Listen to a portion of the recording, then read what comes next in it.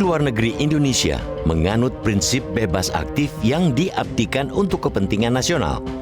Prinsip bebas aktif itu mengandung makna teguh dalam prinsip dan pendirian, tapi tetap rasional dan luas dalam pendekatan. Prinsip politik luar negeri yang bebas aktif diterjemahkan secara apik oleh Kementerian Luar Negeri kita.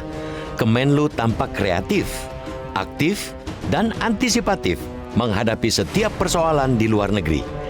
Diplomasi yang dilakukan Kemenlu tidak sekadar rutinitas, apalagi reaktif. Diplomasi yang mengutamakan substansi tanpa mengabaikan kemasan itulah yang diperlihatkan Menlu Retno Marsudi. Tatkala terjadi krisis politik yang berdampak pada keamanan di Afghanistan, prioritas utama Indonesia ialah menyelamatkan warga negaranya. Operasi pemulangan warga negara pada pertengahan bulan ini sebuah bukti nyata bahwa negara hadir dalam setiap persoalan yang dihadapi warganya. Krisis politik di Afghanistan terjadi setelah kelompok Taliban menguasai ibu kota Kabul, simbol kekuasaan di Afghanistan pada 15 Agustus. Taliban menawarkan janji rekonsiliasi, bersumpah tak akan membalas dendam terhadap lawan-lawan politiknya dan akan menghormati hak-hak perempuan dalam pemerintahan baru Afghanistan. Di Indonesia, sejumlah tokoh tampil meyakinkan publik bahwa Taliban itu tidak perlu ditakuti. Karena itu, mereka meminta Presiden Joko Widodo segera mengakui Taliban. Indonesia, termasuk negara-negara lain, justru menilai Taliban dari tindakan-tindakannya ketimbang kata-katanya. Dalam perspektif memastikan tindakan-tindakan Taliban itulah patut diapresiasi kunjungan Menlu Retno Marsudi ke kantor Taliban di Doha, Qatar pada Kamis 26 Agustus lalu. Ada 3 pesan penting yang disampaikan Menlu Retno kepada perwakilan Taliban, yaitu pemerintah inklusif di Afghanistan, menghormati hak-hak perempuan, serta memastikan Afghanistan tidak menjadi tempat berkembang organisasi dan kegiatan teroris. Afghanistan tidak lagi menjadi persemaian terorisme, juga menjadi perhatian Organisasi Kerjasama Islam atau OKI yang menggelar sidang darurat pada Minggu 22 Agustus lalu. OKI memperingatkan agar Afghanistan tidak lagi dijadikan pangkalan bagi organisasi-organisasi teroris. OKI juga mendorong dialog inklusif untuk mengatasi krisis Afghanistan. Terus terang, sejauh ini Afghanistan belum mampu menyingkirkan kekuatan teroris. Buktinya, terjadi 2 ledakan bom di dekat Bandara Hamid Karzai di Kabulistan Jumat 27 Agustus lalu yang merenggut korban jiwa. Kita percaya, sangat percaya, krisis Afghanistan hanya bisa diatasi oleh rakyat setempat bersama kekuatan organiknya. Tanggung jawab pemerintah baru sangat besar dan berat, terutama menghadirkan rasa aman dan nyaman bagi warganya. Krisis Afghanistan bisa dijadikan bahan refleksi untuk kepentingan dalam negeri Indonesia. Persatuan dan kesatuan bangsa di atas segalanya. Paling penting lagi ialah sirkulasi elit melalui proses demokratis. Jangan sekali-kali mencopot pemimpin di tengah jalan, apalagi dengan tindakan kekerasan. Karena itu, tidak pantas menyambut kemenangan Taliban dengan glorifikasi. Penyelenggaraan hubungan luar negeri dan pelaksanaan politik luar Indonesia tetap dalam kerangka memperjuangkan dan mempertahankan kepentingan nasional, termasuk perlindungan kepada warga negara Indonesia di luar negeri.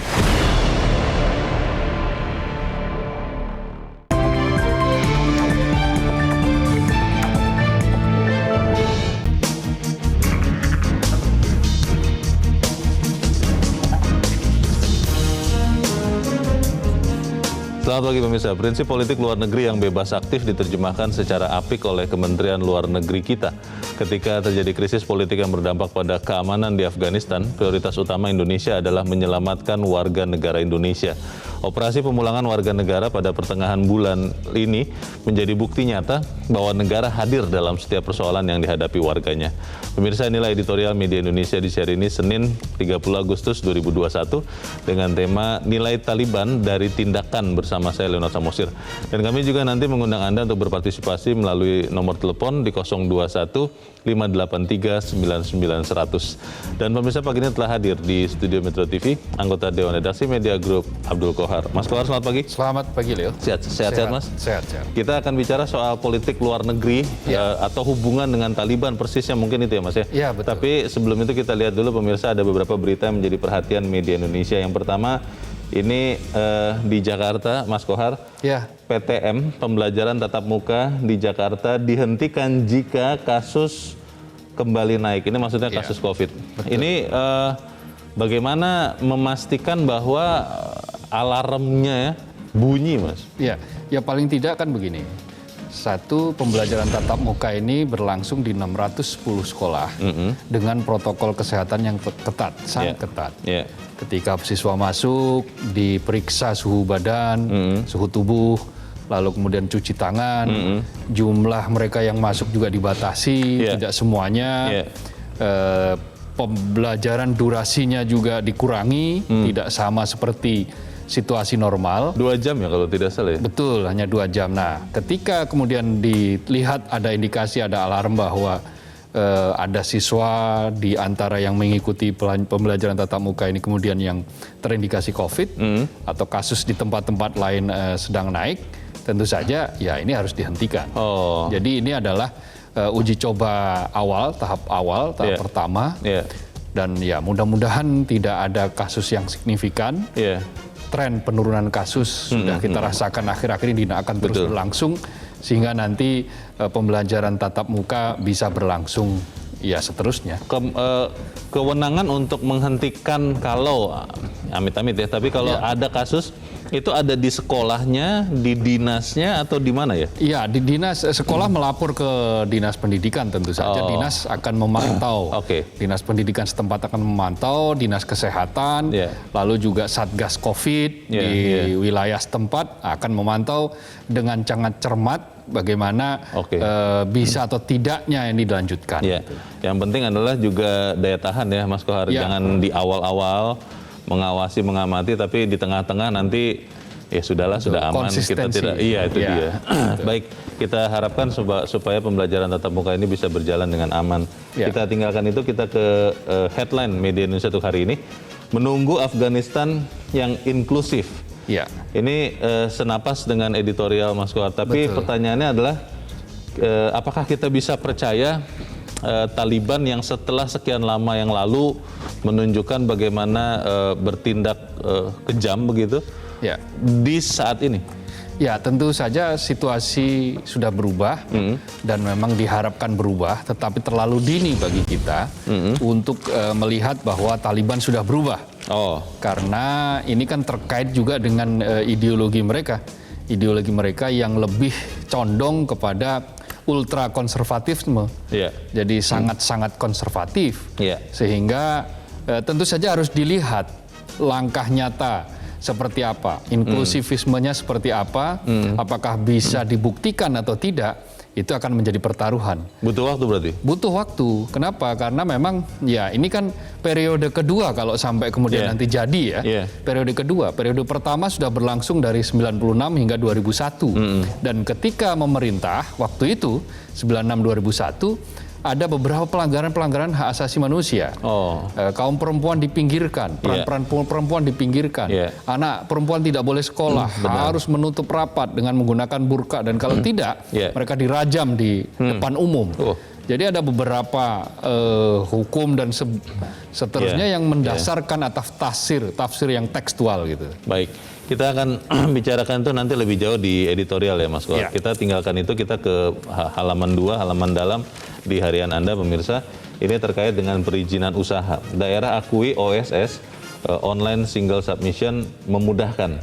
Ini bagaimana Mas Kohar? Ya, ini kan di beberapa wilayah UMKM itu sangat terasa bahwa dengan adanya OSS ini yang kemarin sudah beberapa waktu yang lalu sudah diresmikan oleh Presiden, itu mereka sangat terbantu.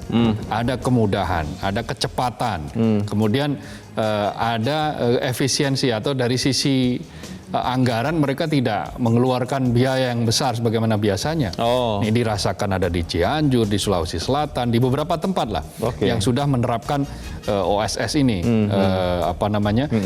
sistem pendaftaran usaha melalui online. Melalui tanpa harus bertatap muka. Nah, ini bisa diharapkan bisa mengurangi pungli, tetapi sayangnya ada di beberapa tempat itu masih ada calo saja, jadi menawarkan gitu. Nanti dia yang mendaftarkan, dia yang menginput dan seterusnya dengan bayar jasa 200.000, 400.000. Nah ini yang harus betul-betul diawasi bahwa online ini maksudnya justru untuk menghilangkan pungli. Gitu. Bukan justru menjadi alat baru untuk memungli. Gitu. Dan kembali ke soal konsistensi ya. Jangan pada saat sekarang disorot, diperhatikan begitu rupa, bagus. Tapi ketika kita sudah mulai teralih dengan hal lain, jadi pelan begitu. Iya. Lagi-lagi adalah konsistensi. Baik, kita ke editorial pemirsa dan Mas Kohar. Nilai Taliban dari tindakan, itu judulnya pagi ini. Betul. Apa pesan yang mau disampaikan untuk kita semua, Mas Kohar? Apakah bukan hanya pemerintah tentunya, tapi kepada seluruh masyarakat? Karena ada juga yang mengatakan, loh kenapa sih harus terlalu berhati-hati dengan Taliban? Bagaimana Mas? Karena rekam jejak ya. Tadi di awal saya sebutkan rekam jejak Taliban ketika memerintah. Taliban ini kan berdiri baru pada September 1994.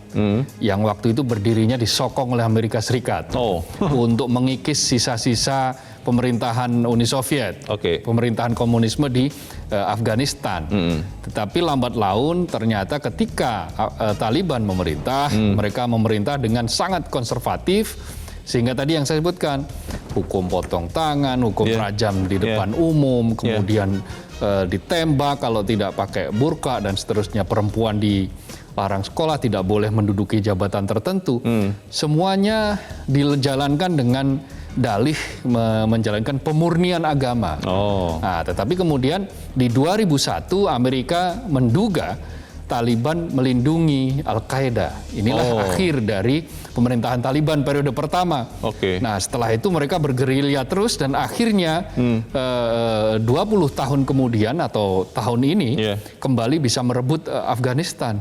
Tetapi paling tidak kita ingin membuktikan Taliban memang mengatakan akan menghargai perempuan, akan bertindak secara lebih inklusif, gitu kan. Meminta rakyatnya tidak khawatir, tetapi kan kita belum tahu karena tindakan yang dilakukan itu lazimnya juga berbeda. Ketika awal-awal berjanji, tetapi beberapa bulan kemudian mengingkari. Nah itu yang dikhawatirkan akan terjadi. Karena itu Indonesia menuntut agar tindakan nyata Taliban betul-betul inklusif. Baik, itu juga sudah disampaikan oleh Menteri Luar Negeri dan itu yang akan kita bahas ya Mas Kohar. Dan pemirsa, inilah editorial Media News itu hari ini Senin 30 Agustus 2021, nilai Taliban dari tindakan.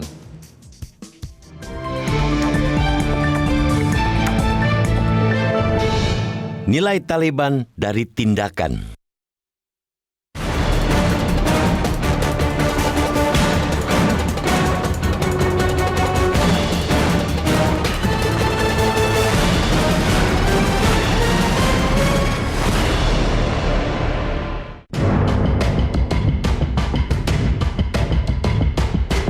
Politik luar negeri Indonesia menganut prinsip bebas aktif yang diabdikan untuk kepentingan nasional. Prinsip bebas aktif itu mengandung makna teguh dalam prinsip dan pendirian, tapi tetap rasional dan luas dalam pendekatan. Prinsip politik luar negeri yang bebas aktif diterjemahkan secara apik oleh Kementerian Luar Negeri kita. Kemenlu tampak kreatif, aktif, dan antisipatif menghadapi setiap persoalan di luar negeri. Diplomasi yang dilakukan Kemenlu tidak sekadar rutinitas, apalagi reaktif. Diplomasi yang mengutamakan substansi tanpa mengabaikan kemasan itulah yang diperlihatkan Menlu Retno Marsudi. Tatkala terjadi krisis politik yang berdampak pada keamanan di Afghanistan, prioritas utama Indonesia ialah menyelamatkan warga negaranya. Operasi pemulangan warga negara pada pertengahan bulan ini sebuah bukti nyata bahwa negara hadir dalam setiap persoalan yang dihadapi warganya. Krisis politik di Afghanistan terjadi setelah kelompok Taliban menguasai ibu kota Kabul, simbol kekuasaan di Afghanistan pada 15 Agustus. Taliban menawarkan janji rekonsiliasi, bersumpah tak akan membalas dendam terhadap lawan-lawan politiknya dan akan menghormati hak-hak perempuan dalam pemerintahan baru Afghanistan. Di Indonesia, sejumlah tokoh tampil meyakinkan publik bahwa Taliban itu tidak perlu ditakuti Karena itu, mereka meminta Presiden Joko Widodo segera mengakui Taliban. Indonesia termasuk negara-negara lain justru menilai Taliban dari tindakan-tindakannya ketimbang kata-katanya. Dalam perspektif memastikan tindakan-tindakan Taliban itulah patut diapresiasi kunjungan Menlu Retno Marsudi ke kantor Taliban di Doha, Qatar pada Kamis 26 Agustus lalu. Ada 3 pesan penting yang disampaikan Menlu Retno kepada perwakilan Taliban, yaitu pemerintah inklusif di Afghanistan, menghormati hak-hak perempuan, serta memastikan Afghanistan tidak menjadi tempat berkembang organisasi dan kegiatan teroris. Afghanistan tidak lagi menjadi persemaian terorisme, juga menjadi perhatian Organisasi Kerjasama Islam atau OKI yang menggelar sidang darurat pada Minggu 22 Agustus lalu. OKI memperingatkan agar Afghanistan tidak lagi dijadikan pangkalan bagi organisasi-organisasi teroris. OKI juga mendorong dialog inklusif untuk mengatasi krisis Afghanistan. Terus terang, sejauh ini, Afghanistan belum mampu menyingkirkan kekuatan teroris. Buktinya, terjadi 2 ledakan bom di dekat Bandara Hamid Karzai di Kabulistan Jumat 27 Agustus lalu yang merenggut korban jiwa. Kita percaya, sangat percaya, krisis Afghanistan hanya bisa diatasi oleh rakyat setempat bersama kekuatan organiknya. Tanggung jawab pemerintah baru sangat besar dan berat, terutama menghadirkan rasa aman dan nyaman bagi warganya. Krisis Afghanistan bisa dijadikan bahan refleksi untuk kepentingan dalam negeri Indonesia. Persatuan dan kesatuan bangsa di atas segalanya. Paling penting lagi ialah sirkulasi elit melalui proses demokratis. Jangan sekali-kali mencopot pemimpin di tengah jalan, apalagi dengan tindakan kekerasan. Karena itu, tidak pantas menyambut kemenangan Taliban dengan glorifikasi. Penyelenggaraan hubungan luar negeri dan pelaksanaan politik luar Indonesia tetap dalam kerangka memperjuangkan dan mempertahankan kepentingan nasional, termasuk perlindungan kepada warga negara Indonesia di luar negeri.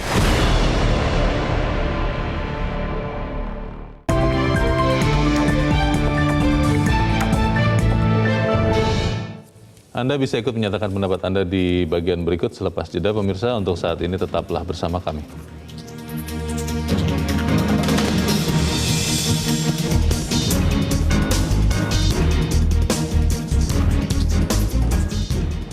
Terima kasih pemirsa, Anda masih bersama kami di Editorial Media Indonesia.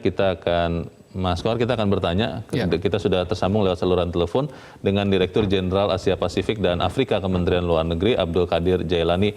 Pak Jailani, selamat pagi Pak. Selamat pagi. Ya, Pak Jailani, kita mengetahui dari pesan singkat dari Bu Menlu bahwa sudah bertemu dengan perwakilan Taliban di Qatar dan sudah menyampaikan harapannya. Pertanyaannya begini Pak. Saat ini status hubungan Indonesia dengan Afghanistan itu seperti apa Pak Jailani? Sebagaimana diketahui bahwa Indonesia dan Afghanistan telah memiliki hubungan diplomatik semenjak tahun 50, itu sudah sejak lama sekali. Dan sampai sekarang kita ini masih memiliki hubungan diplomatik. Diketahui bahwa kita masih memiliki kedutaan di sana sampai hari ini. Namun karena situasi keamanan yang tidak menentu, kita menjalankan fungsi hubungan ini dari Islamabad. Oke, Pak Jailani, ini karena pemerintahan yang lama sudah tidak berfungsi, hubungan diplomatik Indonesia dengan Afghanistan itu dijalankan dengan siapa, Pak? Ya, sekarang ini memang situasi masih sangat cair dan sangat tidak menentu di lapangan. Oleh karenanya kita memang hubungan ini masih belum secara clear bagaimana yang harus dilakukan ya. Karena kita belum tahu persis apakah kita mengakui atau tidak, itu cerita lain. Tapi yang pasti seperti disampaikan oleh Ibu Menteri Luar Negeri bahwa kita telah melakukan engagement ini belum tentu berarti kita melakukan pengakuan ya. Jadi kita hanya melakukan engagement, kita menyampaikan harapan kita agar Afghanistan dapat membentuk suatu pemerintahan yang inklusif, dan kemudian kedua dapat menjamin hak-hak wanita, dan ketiga yang lebih penting lagi adalah jaminan bahwa Afghanistan tidak akan menggunakan wilayahnya untuk menjadi breeding ground ataupun sebagai safe haven buat kegiatan terorisme. Pak Jailani, itu harapan Indonesia kalau tidak terpenuhi, Pak, oleh Taliban, apakah itu artinya kemudian kita, Indonesia, memutuskan hubungan diplomatik dengan Afghanistan yang dikuasai oleh Taliban, Pak? Kita tidak bisa berspekulasi untuk saat ini sampai keadaan lebih jelas, Pak. Jadi karena situasi ini masih situasi di lapangan masih terlampau dinamis, jadi kita tidak bisa mengandai-andai untuk saat ini, Pak. Saat ini Pak Jailani, semua WNI sudah tidak ada di Afghanistan ya Pak? Menurut informasi yang kami peroleh bahwa pada dasarnya semua WNI telah kita evakuasi, walaupun demikian karena kadang-kadang sulit sekali untuk dalam situasi evakuasi berbagai pengalaman untuk membawa semua WNI. Dari catatan yang kami peroleh bahwa sepertinya masih ada beberapa WNI lagi. Satu WNI ada seorang wanita WNI yang menikah dengan laki-laki setempat beserta beberapa anaknya masih tinggal, dan mereka tinggal karena mereka memilih untuk tinggal bersama keluarganya. Baik. Dan kemudian kedua ada satu lagi WNI yang memang karena pertimbangan tertentu karena sedang bekerja sebagai volunteer di PBB, mereka akan mengikuti evakuasi yang akan dilakukan oleh PBB. Pak Jailani, ada politisi dalam negeri Pak yang mengatakan bahwa sebetulnya Taliban ini justru memerangi ISIS dan Al-Qaeda, dan untuk itulah kemudian pemerintah Indonesia sebaiknya segera mengakui dan menjalin hubungan diplomatik dengan Afghanistan yang dipimpin Taliban. Tanggapan Kemenlu seperti apa, Pak? Begini, satu hal yang perlu digarisbawahi bahwa memang ISIS itu berbeda dengan Taliban, dan memang hubungan kedua belah pihak itu mereka berperang tentu sama lain sebetulnya, karena mereka memiliki cita-cita yang berbeda, di mana Taliban adalah gerakan politik dari masyarakat Afghanistan, tepatnya berasal dari suku Pashtun yang perjuangannya motivasinya nasionalisme. Ini berbeda dengan ISIS yang mereka cita-citanya lain, dan mereka dengan cara-cara kekerasan berupaya menjadikan wilayah Afghanistan merupakan bagian dari kekhalifahan global ISIS. Baik, kita berarti menunggu ya perkembangan seperti apa nanti dan bagaimana sikap atau keputusan diplomatis dari pemerintah Indonesia. Pak Abdul Qadir Jailani, terima kasih Pak pagi ini sudah mencerahkan kami. Selamat pagi.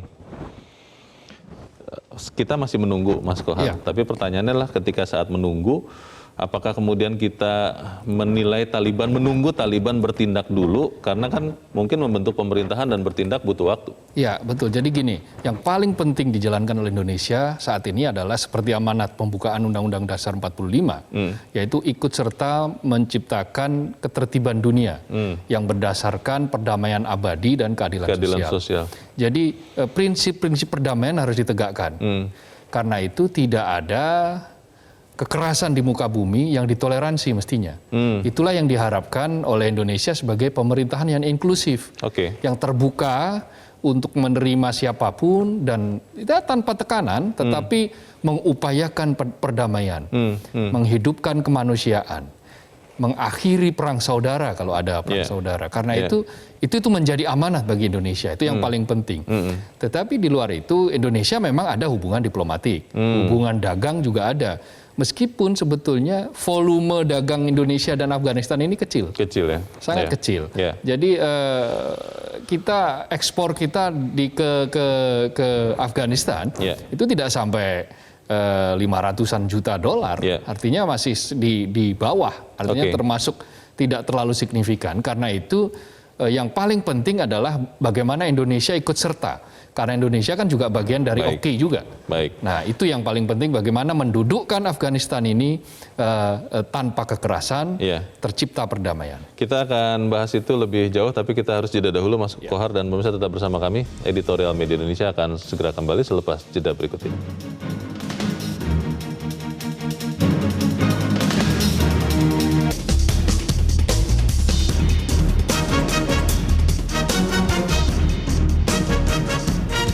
Terima kasih pemirsa, Anda masih bersama kami di Editorial Media Indonesia. Sebelum kita berdiskusi lagi, Mas Kohar, kita mau bertanya kepada pemirsa Metro TV. Kita sudah terhubung dengan pemirsa Metro TV di Cirebon, Jawa Barat. Ada Ibu Indra. Ibu Indra, selamat pagi. Selamat pagi, Bung Leonard Samosir dan Bung Abdul Kohar. Assalamualaikum warahmatullahi wabarakatuh. Metro TV. Waalaikumsalam warahmatullahi wabarakatuh. Bagaimana Bu Indra nilai Taliban dari tindakan? Percaya Bu bahwa kita akan bisa memiliki hubungan diplomatik yang memenuhi nilai-nilai kemanusiaan, keadaban dengan Taliban atau seperti apa Bu Indra?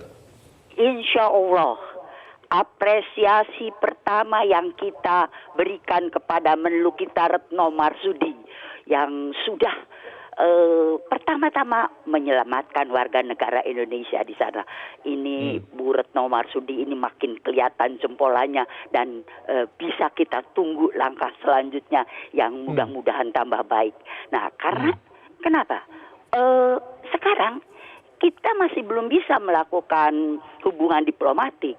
Ya, yang bisa kita lakukan hanya misi kemanusiaan dulu. Iya, lihat 18 juta katanya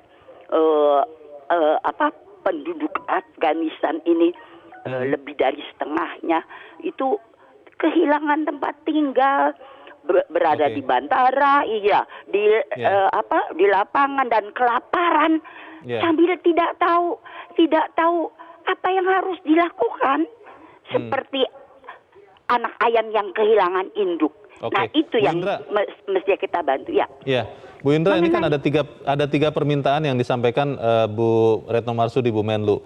Salah satunya misalnya adalah memperlakukan perempuan dengan setara begitu ya, diberikan kesempatan pemerintahan inklusif. Kalau Taliban tidak melaksanakan itu, Bu, menurut Ibu kita tetap berhubungan dengan Taliban atau seperti apa? Itu nanti kita lihat kepiawaian Retno Marsudi juga. Iya, kita bisa kan tetap berhubungan sambil dalam tanda kutip memperingatkan mereka yang saat ini saja otoritas Taliban itu belum mampu menggerakkan pemerintahan, belum mampu melakukan apa-apa. Mereka sendiri masih bingung.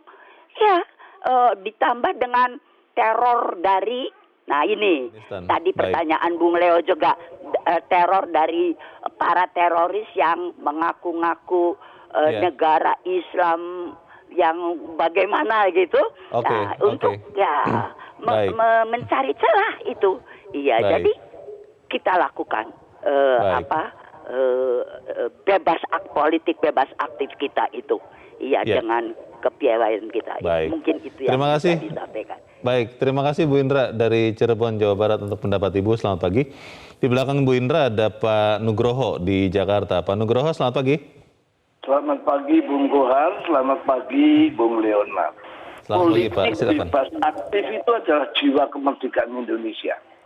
Bahwasanya kemerdekaan adalah hak setiap bangsa dan kemudian kewajibannya membangun dunia yang tertib, adil, makmur, merdeka, dan derajat. Ini nilai dasarnya.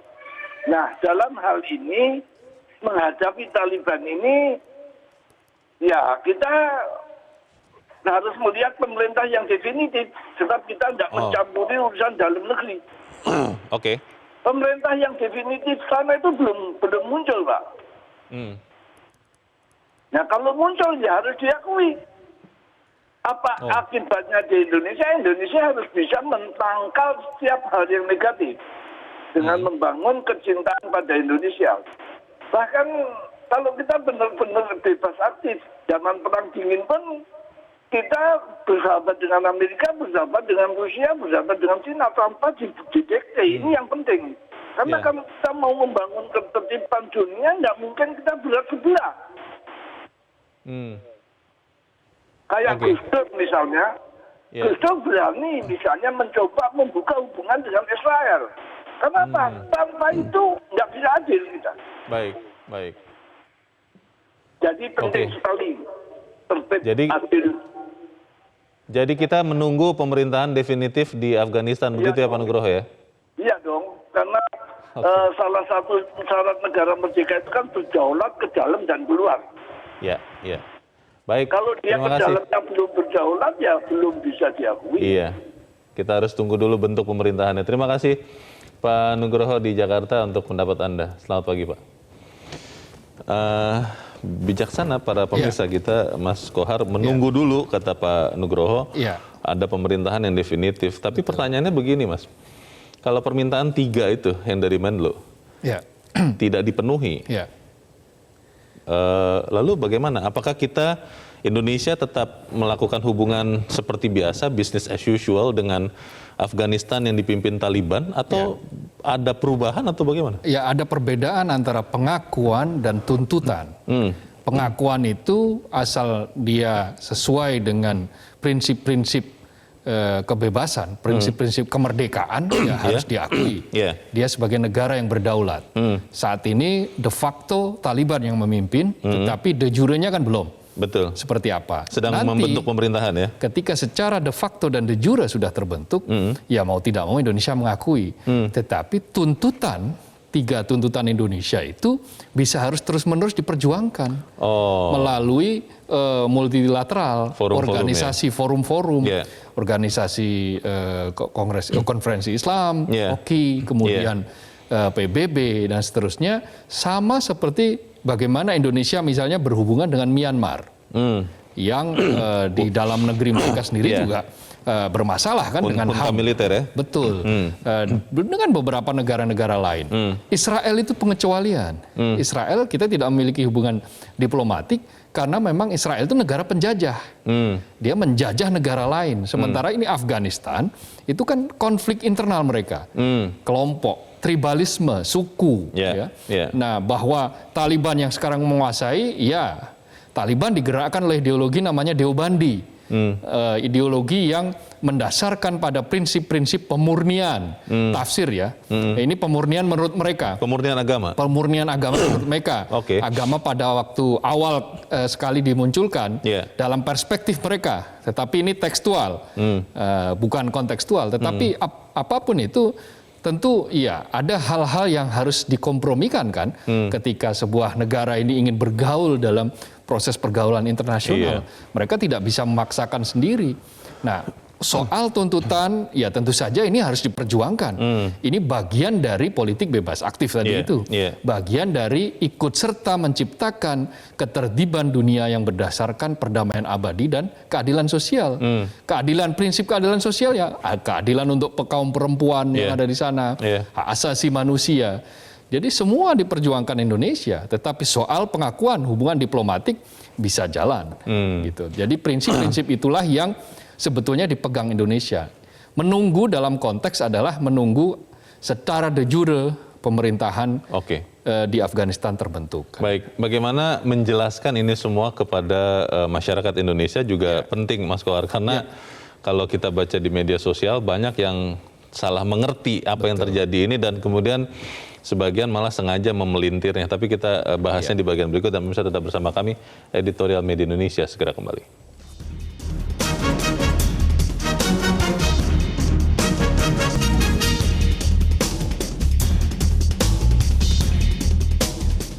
Terima kasih pemirsa, Anda masih bersama kami di Editorial Media Indonesia. Kita di bagian akhir dari diskusi kita pagi ini. Mas Kohar, terkait dengan perkembangan di Afghanistan, itu ada yang sudah mengatakan segeralah menjalin hubungan dengan Taliban. Karena Taliban itu justru sebetulnya melawan ISIS dan Al-Qaeda. Tapi di sisi yang lain juga ada yang mengingatkan hati-hati. Karena kalau kemudian ini tidak dicermati dengan berhati-hati, bisa jadi malah memunculkan semangat terorisme katanya begitu. Ini jalan tengah untuk menjelaskan ke masyarakat Indonesia seperti apa, Mas Kohar? Jadi ada rekam jejak Taliban seperti apa kita harus amati. Lalu ada indikasi-indikasi. Kenapa kemudian pemerintah Taliban digulingkan pada tahun 2001? Karena ada indikasi mereka disebut berkaitan atau melindungi kelompok-kelompok jaringan Al-Qaeda untuk bersembunyi di Afghanistan. Nah, tetapi dibantah pasti ini.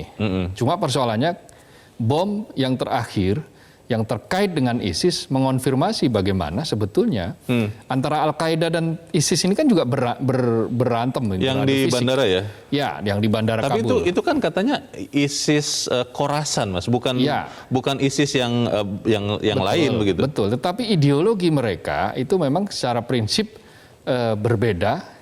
Yang satu itu mencoba untuk pemurnian agama, yang satu melaksanakan pemerintahan berdasarkan kekhalifahan. Supranasional itu ya, yang tidak mengakui negara. Entitas Jadi, negara. Entitas yang akan dibangun adalah entitas dunia. Berdasarkan global berdasarkan khalifah. Sementara Taliban masih menggunakan prinsip-prinsip nasionalisme. Kan? Negara dalam prinsip-prinsip kenegaraan negara. Tetapi ada embrio yang ada di dalam Afghanistan yang kalau ini tidak diberikan komitmen kepada internasional, ini juga bisa tumbuh menjadi prinsip-prinsip kekerasan baru. Yaitu apa embrio? Ada intoleransi. Kemudian pernah puncaknya pada tahun 2000 itu penghancuran patung-patung Buddha di Afghanistan. Ya, itu kan berarti prinsip-prinsip intoleransi. Kemudian mewajibkan perempuan menggunakan burqa dengan cara yang sangat-sangat kaku, sangat ketat dan dihukum dengan hukuman yang sangat keras, sangat kejam. Nah, ini adalah prinsip-prinsip yang dijalankan pada periode pertama pemerintahan Taliban berdasarkan ideologi mereka yang Deobandi itu tadi. Karena itu Indonesia itu tidak perlu mengglorifikasi. Biarkanlah Taliban menjadi berproses lah ya, berproses di negara mereka Afghanistan, dan kita menunggu saja pola hubungan itu sampai kemudian tidak perlu buru-buru juga kita untuk kemudian memberikan dukungan langsung dan seterusnya. Yang prinsip adalah WNI sudah dipulangkan, sudah diselamatkan, lalu kemudian beberapa proses perdagangan yang volumenya tidak terlalu besar itu juga masih bisa jalan. Impor kita dari Afghanistan juga sangat kecil. Afghanistan sendiri harus mampu menata dirinya sendiri. Yang paling prinsip adalah jangan sampai memberikan peluang kepada Afghanistan untuk menjadi tempat persembunyian bagi anasir-anasir terorisme. Kalau ternyata misalnya, ini kan kita berandai-andai ya Mas, Taliban memenuhi 3 permintaan Indonesia yang disampaikan Menlu. Apakah itu kemudian menjadi alasan legal untuk Indonesia akhirnya mengakui Taliban sebagai pemimpin Afghanistan? Karena sebagian orang berpendapat kalau kemudian Indonesia mengakui, berarti itu sama saja dengan merestui pengambil alihan kekuasaan tanpa lewat jalan konstitusional. Tidak seperti itu. Setiap negara kita harus menghormati hak kedaulatan tiap-tiap negara. Itu prinsip yang paling penting. Biarkan negara lain mengurus dirinya sendiri, menentukan nasibnya sendiri. Sama seperti ketika Indonesia menentukan nasibnya sendiri, juga tidak boleh ada negara lain yang kemudian campur tangan seperti itu. Nah, itu yang saya sebut mengakui dengan menuntut itu suatu hal yang berbeda. Proses-proses pengakuan itu adalah ketika sebuah negara itu sah dan sudah ditentukan oleh nasibnya sendiri dia menentukan pemerintahan, ya sudah kita akui. Tetapi proses-proses dalam keikutsertaan Indonesia untuk menciptakan ketertiban dunia, menciptakan perdamaian, menciptakan keadilan sosial harus terus diperjuangkan. Apa itu melalui apa? Melalui forum-forum internasional. Akan banyak forum-forum internasional. Nah, Afghanistan ini juga negara dengan kondisi ekonomi yang sangat memprihatinkan. Penduduknya 39 juta, produk domestik brutonya cuma 12 miliar dolar. Ini kan sangat-sangat kecil. Meskipun katanya ada potensi litium di situ. Potensi untuk cadangan litium terbesar yang nilainya 1 triliun dolar katanya kan. Dan itu dibuktikan oleh Amerika. Nah, biarkan itu berlangsung. Proses politik ada di sana, di dalam negeri. Yang paling penting adalah Indonesia ikut serta memperjuangkan prinsip-prinsip dasar kemanusiaan, atas dasar kesetaraan, atas dasar kemanusiaan secara global. Jangan sampai kemudian Indonesia dengan alasan karena ini ideologinya berbeda, ya sudah kita tidak berhubungan, tidak begitu. Karena toh Indonesia berhubungan juga, saya katakan tadi, dengan Myanmar, berhubungan dengan Tiongkok, berhubungan dengan Arab Saudi, berhubungan juga dengan Amerika Serikat. Sepanjang negara-negara itu bukan penjajah, maka dia punya hak untuk diakui oleh Indonesia. Taliban tidak menjajah Afghanistan ya? Bukan, Taliban bagian dari Afghanistan. Penjajahan yang dimaksud di sini adalah penjajahan bangsa negara asing. atas bangsa asing atas bangsa yang lainnya. Itu kan sudah prinsip dasar, itu harus dihapuskan. Tetapi di dalam negeri yang paling penting, tidak ada gunanya pula kita mengglorifikasi Taliban. Untuk apa gitu kan? Jadi biarlah itu menjadi urusan di sana, dan pemerintah kita sudah cukup sigap, cukup bagus dan cukup sabar untuk menanti perkembangan selanjutnya di Afghanistan. Kita tunggu sama-sama perkembangan nanti di Afghanistan seperti apa, Mas Abdul Qahar. Terima kasih sudah di tempat ini. Selamat pagi, Mas. Selamat pagi, Leo. Terima kasih.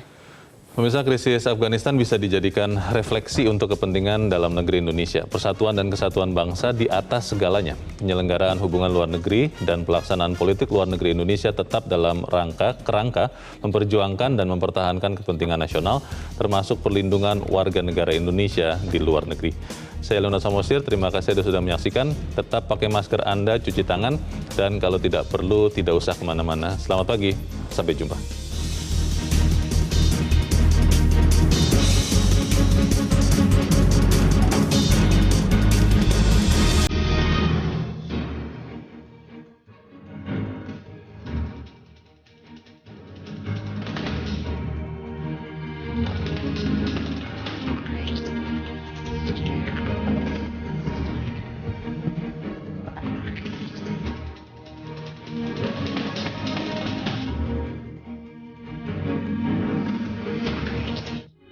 Metro TV